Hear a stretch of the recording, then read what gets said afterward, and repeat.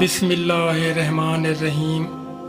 السلام علیکم دوستو، حضرت غوث پاک رحمۃ اللہ تعالیٰ علیہ فرماتے ہیں، جو شخص بیداری کے بجائے نیند کو اختیار کرے وہ نہایت ادنا اور ناقص چیز کو پسند کرتا ہے۔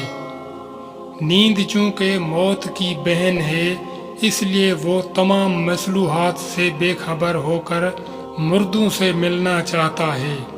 اللہ پاک نیند سے پاک ہے کیونکہ وہ تمام نقائص سے پاک ہے۔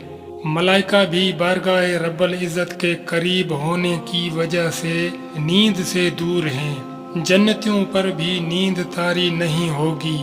سب بھلائیاں بیداری میں اور سب برائیاں اور مصلحتوں سے بے خبری نیند میں ہے۔